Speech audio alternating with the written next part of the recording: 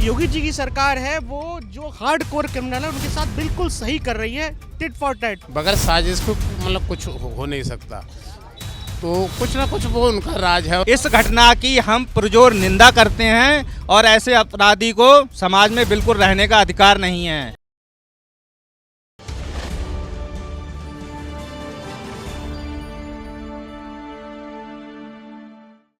अगर सीधे तौर पर आपसे पूछा जाए कि आपका स्थानीय जो बदायूं है, क्या माहौल है यहाँ पर, चुनावी माहौल क्या लग रहा है? चुनावी माहौल तो ये है, योगी जी की जो सरकार है लॉ एंड ऑर्डर बेहतरीन मेंटेन है। और अभी रिसेंटली 2 दिन पहले हमारे यहाँ डबल मर्डर बच्चों का हुआ है, उन्होंने बहुत अच्छा एक्शन लिया गवर्नमेंट ने, अच्छा लगा। लेकिन एक जो बचा है उसके साथ भी वैसा ही होना चाहिए, क्योंकि घरों में घुस के हमारे साथ मेहनत करके एक विशेष वर्ग के लोग हमारे बच्चों को हलाक करके जाते हैं, ये बड़ा गलत है। इनसे थोड़ी दूरी और बिल्कुल टिट फॉर टैट है। मैं तो सोचता हूँ किसी कम्युनिटी का आदमी हो अगर क्राइम करता है तो उसका बिल्कुल यही होना चाहिए। बहुत लंबी जो न्यायिक प्रक्रिया है, बहुत लंबी है। और जो योगी जी की सरकार है वो जो हार्ड कोर क्रिमिनल है उनके साथ बिल्कुल सही कर रही है, टिट फॉर टैट। उन्हें पालो, बिरयानी खिलाओ, फिर वो जेल में रहें, वहाँ रोटी तोड़ें, उसके बाद छूट जाए, फिर क्राइम करें। इससे बेहतर उन्हें ऑन स्पॉट मर्डर करो उनका। बिल्कुल सही है। क्या नाम हुआ था आपका? नंदराम सिंह। इधर आ जाइए, थोड़ा सा रोड से इधर आ जाइए। नंदराम जी, नंदराम जी क्या करते हैं आप? रिटायरमेंट हूँ। किस विभाग से? पुलिस विभाग से। बिजली विभाग से? पुलिस विभाग से। अरे वाह, पुलिस विभाग से। अगर पुलिस विभाग से रिटायर्ड हैं आप, तो आपसे तो सवाल यही बनता है, जो बदायूं में अभी कुछ दिनों पहले डबल मर्डर हुआ है, आपने सुना ही होगा, और तुरंत उसको लेकर के वो जो आरोपी था उसका तुरंत एनकाउंटर किया गया है, साजिद का। लेकिन उसके बाद कुछ सवाल पैदा हुए आपसे, थोड़ा सा, आप पुलिस से रिटायर्ड हैं इसलिए आपसे सवाल कर रहे हैं। कुछ सवाल पैदा हुए कि जब साजिद का एनकाउंटर कर दिया गया तो दरअसल जो हत्या का कारण था, अब वो पता कैसे चलेगा? अब ये तो उनके परिवार से भी पता चलेगा, ठीक है। क्यों मैन जो माँ हैं, दादी है, आपके घर में कोई व्यक्ति आया है तो उससे कैसे आया, क्यों घुसा, ठीक है। बगैर साजिश को मतलब कुछ हो नहीं सकता, तो कुछ ना कुछ वो उनका राज है। और पुलिस का काम है, तो एक अभियुक्त रह गया है तो उससे वो पूरा डिटेल निकाल लेंगे, मतलब क्या है सच्चाई वो ये है। तो आपके हिसाब से एनकाउंटर करना ठीक था?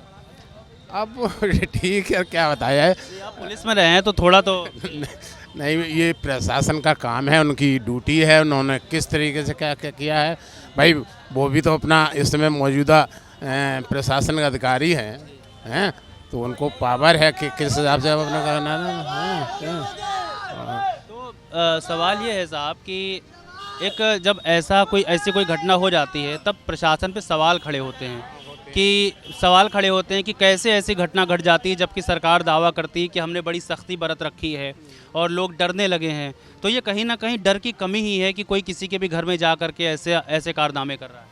देखिए साहब, प्रशासन जो है, हमारा शासन जो है, उत्तर प्रदेश सरकार, अब वो कागजों में तो उनकी घोषणा सत्य है, मतलब रोड पे कुछ सत्य नहीं है, तो उसको क्या कहा जाए। अब जो सत्ता में है वो अपना कुछ भी बोल सकता है, कुछ भी कह सकता है। क्या नाम हुआ आपका? सर अमित कुमार गुप्ता। अमित कुमार गुप्ता। गुप्ता जी क्या करते हैं आप?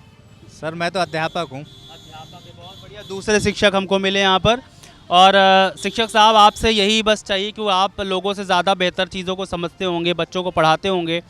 तो एक तो सबसे पहले सवाल आपसे यही कि जो मौजूदा मुद्दे हैं यहाँ के, आपके लोकल बदायूं के हैं ना? जी सर, जी सर। तो जो मौजूदा मुद्दे हैं आपके लोकल, क्या हैं और क्या चीज़ें पूरी हुई हैं, क्या पूरी होनी चाहिए, इस तरह से अगर आपसे बात करा जाए तो आप क्या बताएंगे? सर देखिए, बहुत बहुत धन्यवाद जो आप अपने चैनल पे जनता की बात उठा रहे हैं। सबसे पहले तो मैं ये कहना चाहूँगा कि जनता को चाहिए कानून व्यवस्था, सुरक्षा।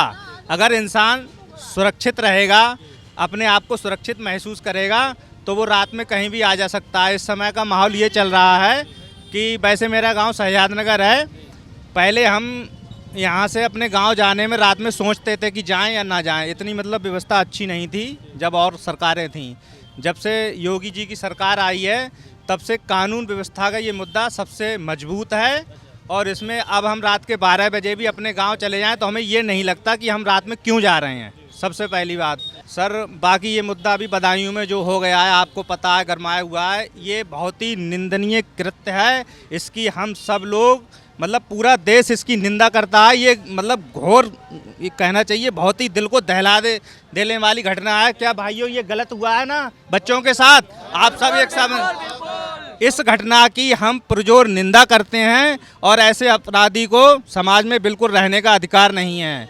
तो सर बहुत बहुत धन्यवाद आपका। अभी एक सवाल है आपसे, अभी आप कह रहे थे कि सुरक्षा व्यवस्था बड़ी बेहतर है, लेकिन यहीं पर आपने उसके बाद तुरंत जिक्र किया कि उस बच्चे के साथ ऐसा हो गया। जघन्य अपराध है, हर किसी का कलेजा कांपा उसको देख करके, जिस तरह से उसकी हत्या बच्चों की गई।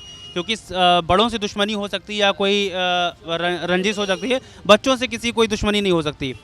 लेकिन ये भी एक सुरक्षा व्यवस्था का एक प्रश्न है उस पर। हाँ सर, तो इस विषय में मैं सुन लीजिए, इस विषय में मैं ये कहना चाहता हूँ कि अभी इतने लोग यहाँ पर खड़े हुए हैं, आप भी खड़े हैं, मैं भी खड़ा हूँ, और लोग खड़े हैं। अगर इस भीड़ में से कोई आके मुझ पे हमला कर दे अचानक, तो इसमें सरकार की क्या गलती है? उसके दिमाग को पहले हमें ये कहीं ना कहीं टटोलना पड़ेगा कि इसके मतलब उन बच्चों के साथ उसने ऐसा किया क्यों। उसकी मतलब पहले उस चीज़ को देखना पड़ेगा। दूसरा भाई पकड़ा गया है तो उससे कहीं ना कहीं पूछताछ होनी चाहिए कि क्या कारण रहा कि तूने मतलब अगर किसी से दुश्मनी थी तो मतलब जो है बच्चों के साथ नहीं करना चाहिए ऐसा। जिसको जो बता सकता था सारा मामला, वो तो मार दिया गया साहब। नहीं तो अब और भी है, वो बता देगा, अभी पुलिस की गिरफ्त।